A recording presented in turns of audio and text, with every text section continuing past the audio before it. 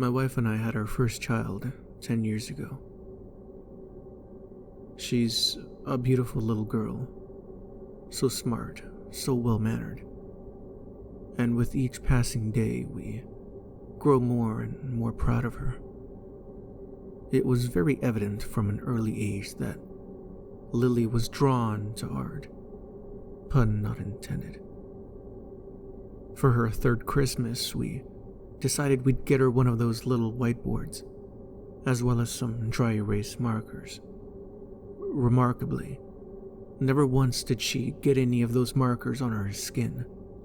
Every color went directly to her board.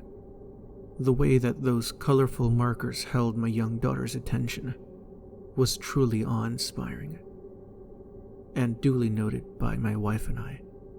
Our baby girl would sit for hours on end, scribbling and erasing, drilling down onto the whiteboard without so much as a whimper. To be honest, I think we saw more fusses out of her from when we had to peel her away from her thing, whether it be for bed or bath time. She'd throw these tantrums, kicking and screaming wildly, and they'd go on until she either fell asleep or went back to the board. Time passes, though, as we all know. And with that passing of time came my daughter's growing disinterest in both markers and the board. Obviously, my wife and I didn't want our little girl to lose touch with this seemingly predestined love for art. So together we came up with another idea. A coloring book. I mean, think about it. Lily had already shown such love for putting color to a background. Now that she was a little older, coloring books would be the right answer, right? So for her fourth Christmas, we went all out. Crayons, water paint, gel pens, even some oil pastels. The crowning jewel, however, was the thick 110-page coloring book that we wrapped in a bright red wrapping paper and placed right in front of her other gifts. You know, those coloring books you see at Walmart or Target. Those ones with the super detailed, almost labyrinth-like designs. Well, if you do, then you know what we got her. Obviously, she went out of those intricate little lines more than a couple of times, but for her age, I was astonished at how well she had done on her first page. It was like she knew her limitations as a toddler, yet her brain operated like that of someone much, much older. Her mistakes looked like they tormented her. She'd get so flustered, sometimes slamming her crayon or pen down atop the book as her eyes filled with frustrated tears in these instances, letting her know just how talented she truly was and how proud we were. We could tell that our words fell on deaf ears, though, and our daughter seemed to just zone us out. Anytime we caught her in the midst of one of these episodes, all she cared about was being better. Nothing we said could change that. And get better she did. A few months after Christmas, I happened to walk into the kitchen to find Lily at the dining room table, carefully stroking a page from her book with crayons gripped firmly in her hand. Intrigued by her investment in what she was doing, I stepped up behind her and peered over her shoulder. She had not broken a single line.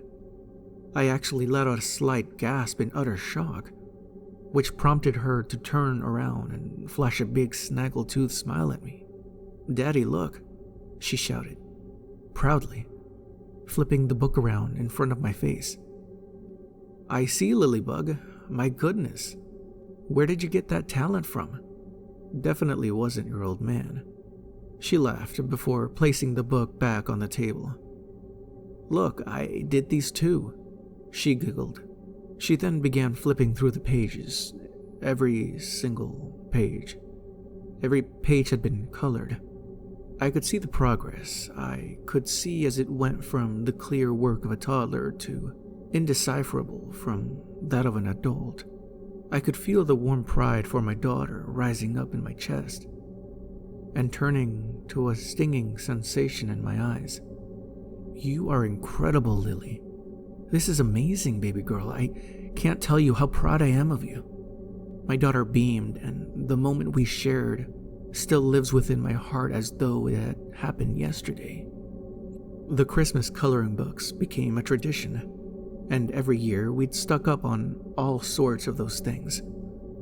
Kaleidoscope patterns, scenes from movies, real-life monuments. Lily colored to her little heart's desire. So, what you're probably wondering is, why am I writing this? Well, I'll tell you. I remember the books we got her. I remember because I reveled in picking them out, choosing the ones that I knew she'd be the most interested in. Therefore, imagine my surprise when I was cleaning Lily's room one day, while she was at school, to find a book that I know for a fact we did not give her. It had the same cardstock cover as the others, the kind that glistens in the light, yet there was no picture on the front, no colorful preview at what the book entailed. Instead, ingrained on the cover was the title, Lily's Coloring Book, in bold lettering. I made the regrettable decision to open the thing, and immediately felt the air leave my lungs. Inside were dozens of hand-drawn pictures of me and my wife. Not just any pictures, mind you. Lily had taken the time to sketch us to perfection while we slept. The most intricate, detailed sketches I'd ever seen. The kind that would take a professional artist days to complete, and the book was filled with them. As I flipped, the pictures devolved into nightmare fuel. And I was soon seeing my daughter's drawings of my wife and I, sprawled across the floor beneath the Christmas tree, surrounded by ripped coloring book pages and crayons. Our limbs had been torn off, and were replaced by coloring pencils, protruding from the mangled stumps that had been left behind. Lily had colored our blood with such intimate precision that it felt as though it would leak onto my hand if I touched the page. I stood there horrified in a daze. I couldn't stop flipping through the pages ferociously, each one worse than the last. As I flipped through page after page of gore from my daughter's brain, I could feel that stinging feeling in my eyes that I told you about. The tears welled up and filled my eyelids. In the midst of my breakdown, one thing brought me back to reality. The sound of my daughter calling out from behind me. "Daddy?" she called out, just before my first teardrop hit the floor.